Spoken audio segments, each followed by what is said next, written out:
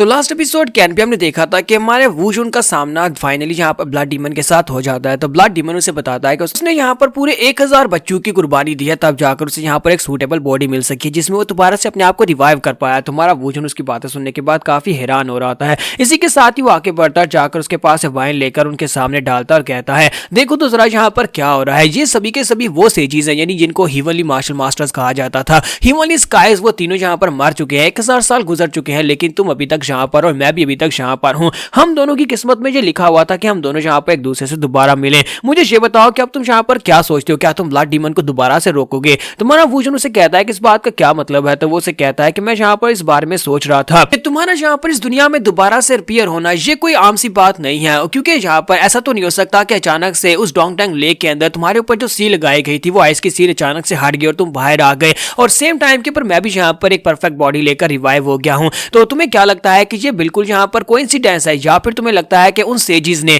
उन 8 इमॉर्टल्स ने जानबूझकर ये सब कुछ प्लान किया हुआ था? उन्हें सब कुछ पता था कि यहाँ पर मैं रिवाइव होऊंगा तो तुम्हें भी यहाँ पर रिवाइव होना होगा, तुम यहाँ पर दोबारा मुझे हराओगे। तुम्हारा वूजुन उसकी बात सुनने के बाद अपनी पावर्स को रिलीज करता है। जब वो अपनी पावर्स को रिलीज करता है तो ब्लड डीमन उसे कहता है कि इस वक्त तुम इस हालत में नहीं हो कि तुम यहाँ पर मुझे कुछ कर सको, क्योंकि तुम्हारा लेवल बहुत ज्यादा लो है। वूजुन उसे कहता है कि मुझे लगता है कि तुम्हारे जोक्स 1000 साल के बाद पहले से काफी ज्यादा बेहतर हो गए, क्या तुम्हें लगता है कि तुम मुझसे बेहतर हो? तो इसी के साथ ही ब्लड डीमन जो होता है हमारे वूजुन के ऊपर एक स्ट्राइक लगाता है। जब वो वूजुन के ऊपर स्ट्राइक लगाता है तो वूजुन को पूरा कॉन्फिडेंट होता है कि वो यहाँ पर एक ही हाथ से उसको ब्लॉक कर पाएगा, क्योंकि वो पहले भी इसकी बहुत सारी स्ट्राइक्स को ब्लॉक कर चुका है। लेकिन जैसे वहां पर उसके स्ट्राइक को ब्लॉक करने के लिए वो अपने हाथ को सामने करता है तो वहां पर एक जबरदस्त धमाका होता है और हमारे वूजुन को पीछे की तरफ हटना पड़ता है। वो पूरा एक कदम जो होता है पीछे की तरफ हटता है। वूजुन कहता है कि यहाँ पर क्या हुआ, ऐसे कैसे हो गया? क्या मैं यहाँ पर इसके अटैक की वजह से पूरे 1 इंच पीछे की तरफ हटा हूं? लेकिन ऐसा पॉसिबल नहीं है, ऐसा नहीं होना चाहिए था। जबकि ब्लड डीमन जंप करते हुए पेड़ के ऊपर चला जाता है और उसे कहता है, 1000 साल के बाद फाइनली मैं यहाँ पर तुम्हारा वो चेहरा देख पा रहा हूँ जो चेहरा देखने के लिए मैंने बहुत इंतजार किया था। तुम्हारा वो चेहरा जिसमें यहाँ पर तुम्हें डर दिखाई दे रहा है, जिसमें तुम कंफ्यूज दिखाई दे रहे हो कि तुम यहाँ पर मुझे हरा भी पाओगे या नहीं हरा पाओगे। इसी के साथ ही वो वूजुन की इंसल्ट करते हुए कहता है कि मुझे लगता है कि तुम्हें यहाँ पर अपने लेवल को थोड़ा सा और बढ़ाना पड़ेगा, क्योंकि इस वक्त जो लेवल तुम्हारा है तुम मुझे कभी भी हरा नहीं पाओगे। तुम्हारा वूजुन उसे कहता है कि अपनी बकवास बंद करो, मैं यहाँ पर तुम्हें हरा सकता हूँ।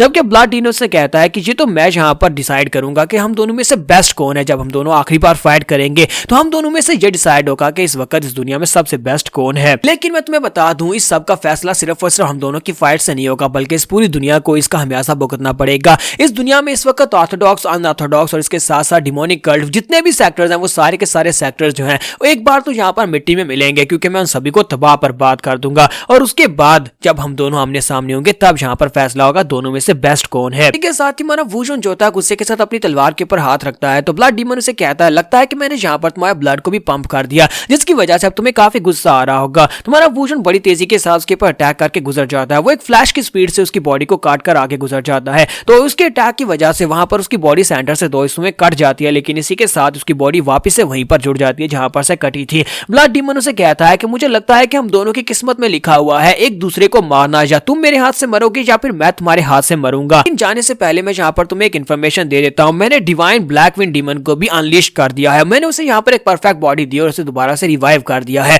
और तुम्हें उसे खुद ही जाकर ढूंढना होगा इससे पहले कि वो यहाँ पर दुनिया में तबाही मचाना शुरू करे। जाओ जाकर उसे ढूंढो, और अगर रोक सकते हो तो जाकर उसे रोक लो। और इसी के साथ ही ब्लड डीमन की बॉडी वहां पर से गायब हो जाती है। तुम्हारा वूजुन उसकी बात सुनने के बाद काफी सीरियस हो जाता है, क्योंकि उसे लगता है कि अगर ब्लड डीमन ने ये बात किया तो ये सीरियस हो सकता है। यहाँ पर से नेक्स्ट सीन अगले दिन सुबह सुबह का दिखाया जाता है, जहाँ पर समाते और शुई प्रैक्टिस कर रहे होते हैं। दूसरी तरफ नैंगमैंग किंग और मुजिन दोनों प्रैक्टिस कर रहे होते हैं, और ग्रैंडफादर्स दोनों वहां पर बैठकर चाय पी रहे होते हैं, और शुई वो दिखाता है कि शुई वहां पर खेल रही होती है। तुम्हारा वूजुन सभी को देख रहा होता है, और सभी को देखने के बाद साथ ही वो सोच रहा होता है कि कल रात को जो कुछ भी हुआ मुझे लगता है कि वो सब कुछ सच था। मैं तो पहले ये सोच रहा था कि ये कुछ सपना हो सकता है, लेकिन असल में वो कुछ सपना नहीं है, बल्कि ब्लड डीमन वाकई में रियल में वापस से रिवाइव हो चुका है। ब्लड डीमन वापस आ चुका है और उसकी कल्टीवेशन पहले से काफी ज्यादा बढ़ चुकी है। तो मुझे भी यहाँ पर लेवल अप होने की जरूरत है, क्योंकि मैं यहाँ पर अभी तक उसी लेवल के ऊपर अटका हूँ जो मैं 1000 साल पहले था, लेकिन वो पहले से ज्यादा स्ट्रॉन्ग होकर आया है। और ऊपर से उसने मुझे ये भी कहा है कि उसने ब्लड डीमन को भी यहाँ पर दोबारा से रिवाइव कर दिया है। आखिर उसको दोबारा से रिवाइव करने का क्या मकसद हो सकता है? अगर उसने उसको रिवाइव किया तो उसके पास तो सिर्फ और सिर्फ किलिंग इंटेंट था, वो जिसको देखता है उसे मार डालता है। जल्दी से जल्दी ब्लड विंड ब्लैक डीमन को ढूंढना होगा, जल्दी से जल्दी उसे ढूंढकर खत्म करना होगा। और इसी के साथ ही हमारा वूजुन जो होता है वो ग्रैंडपा के पास आता है और उसे कहता है कि मुझे एक बात तो बताओ कि हमारे सेंट्रल प्लेन में सबसे ज्यादा पैसा किसके पास है? तो ग्रैंडपा उसकी बात सुनने के बाद कहता है कि इस वक्त सबसे ज्यादा पैसा जो है वो एक बंदे के पास है जिसका नाम मैन हुरियोंग है। मैन हुरियोंग एक बिजनेस चलाता है जिसे गोल्ड कंपनी कहते हैं। वो गोल्ड कंपनी के नाम से बहुत सारा पैसा छापता है, यानी कि उसकी शॉप्स हैं आसपास के पूरे सेंट्रल प्लेन एरिया के ऊपर उसकी शॉप्स फैली हुई है, जहां पर सबसे ज्यादा माल उसकी शॉप्स के ऊपर बिकता है। इसी वजह से वो एक बहुत ही बड़ा बिजनेस टाइकून है। क्योंकि उसके पास ज्यादा पैसा है तो वो बहुत सारी ऑर्गेनाइजेशन को अपनी उंगलियों के ऊपर नचाता है, बहुत सारी ऑर्गेनाइजेशन को वो फंडिंग करता है, जिसकी वजह से वो लोग हमेशा उसके पास उसकी बात मानने के लिए तैयार रहते हैं। इसका मतलब यह है कि जिसके पास ज्यादा पैसा है वही यहाँ पर सबसे पावरफुल है। वूजन उसकी बात सुनने के बाद सोच रहा होता है, तो मुझे लगा ही था कि यहाँ पर जितना पैसा होगा उतने हम लोग ज्यादा पावरफुल होंगे। वूजन उसे कहता है कि मुझे एक बात तो बताओ कि ये गोल्डन कंपनी एक महीने में कितना कमाती है। तो ग्रैंडपा उसे कहता है कि तुम इस बारे में क्यों जानना चाहते हो, तुम यहाँ पर अचानक से बिजनेस में इंटरेस्ट क्यों ले रहे हो, क्या तुम यहाँ पर अपने लिए कोई शॉप ओपन करना चाहते हो। पर तुम्हें देखकर लगता नहीं है तुम कोई शॉप ओपन कर पाओगे, क्योंकि तुम एक बिजनेसमैन टाइप के बंदे तो बिल्कुल भी नहीं हो। तुम एक मार्शल आर्टिस्ट हो और एक शॉप ओपन करना तुम्हारे लिए बिल्कुल बेकार है। तुम्हें तो यह भी नहीं पता कि माल कहां से लेकर आना और उसे बेचना कहां पर है। मेरी मानो तो तुम यहाँ पर इस बार में भूल ही जाओ, ये तुम्हारे पास की बात नहीं है। तुम्हारा वूजन उसकी बातें सुनने के बाद कहता है ठीक है तुम्हारा बहुत ही शुक्रिया, और पीछे की तरफ मुड़ जाता है। जबकि ग्रैंडपा उसे कहते हैं कि यार मेरी बात को दिल पे मत लो, लेकिन फिर से कहूंगा कि ये तुम्हारे पास की बात नहीं है, तुम शॉप्स को ओपन करके उनको रन नहीं कर सकते। इसी के साथ ही हमारा वूजन उसे कहता है अच्छा ठीक है ना, बस इस टॉपिक को क्लोज करो। फिर साथ ही वो दूसरे ग्रैंडपा ग्रैब से कहता है डीमन कल्ट लीडर मुझे एक बात तो बताओ, क्या तुम्हारी अपनी कल्ट के साथ कोई राब्ता हो रहा है, क्या उनके साथ कोई बातचीत हो रही है। कल्ट लीडर से कहता है कि मुझे अपने कल्ट की फिलहाल के लिए कोई फिक्र नहीं है, वैसे मैं जल्दी वापस जाने वाला हूँ, लेकिन मुझे हर रोज उनके पास से कोई ना कोई मैसेज मिलता रहता है, यानी कि मुझे पता है कि वहां पर क्या चल रहा है।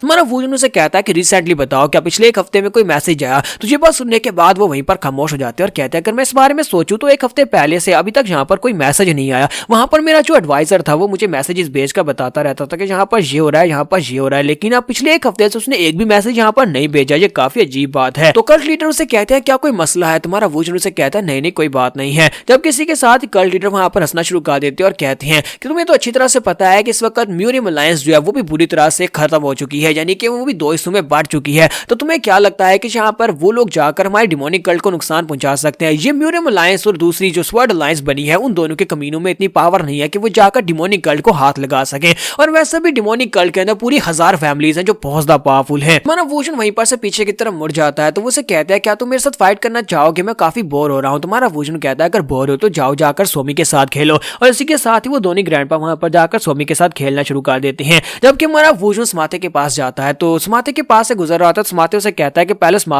मास्टर मुझे पता है कि आप परेशान हैं। तो वो कहता है कि इस बात का क्या मतलब है। समाते उसे कहता है कि सर मैं आपके चेहरे को देखकर समझ गया हूं कि आप परेशान हैं, अब मुझे बताएं कि मैं आपके लिए क्या कर सकता हूं। मुझे पता है आप मुझसे कोई काम करवाना चाहते हैं। तुम्हारा वूजन उसे कहता है कि हाँ एक काम है जो मैं करवाना चाहता हूं। तो समाते कहता है बताएं कौन सा मिशन है, मैं अपने मिशन को पूरा करूंगा चाहे अपनी जान को दांव पर लगाना पड़े। तुम्हारा वूजन उसे कहता है क्या तुम मेरे लिए डीमन कल्ट में जाओगे, वहां पर जाकर किसी के ऊपर नजर रखनी है। तो समाते उसे कहता है कि तुम मुझे ऐसी जगह के ऊपर जाने का कह रहे हो जो यहाँ से बहुत ज्यादा दूर है, वहां पर जाने में भी तकरीबन 4 महीने लगते हैं अगर हम लोग कैरेज के ऊपर जाएं, तो क्या मैं वहां पर जाऊं। तुम्हारा वूजन उसे कहता है कि हाँ मैं चाहता हूं कि तुम वहां पर जाओ, तुम्हें सीधे उनके हेडक्वार्टर के अंदर नहीं घुसना, बस वहां पर साइड के ऊपर खड़े रहकर उनके ऊपर नजर रखनी है। जो कुछ भी हो वो जानकर मुझे मैसेज भिजवाना है कि वहां पर क्या चल रहा है। तो यहीं पर हम लोग अपनी एपिसोड 70 का एंड करेंगे। नेक्स्ट एपिसोड में देखेंगे कि हमारे वूजन का ये सारे का सारा जो कुछ भी वो कर रहा है क्या ये वाकई में सच हो जाएगा, क्या ब्लैक विंड डीमन इस वक्त डीमन कल्ट में है। तो एपिसोड की एक्सप्लेनेशन अच्छी लगी हो तो कमेंट करके जरूर बताइएगा। वीडियो को लाइक करना मत भूलिएगा। Thank you.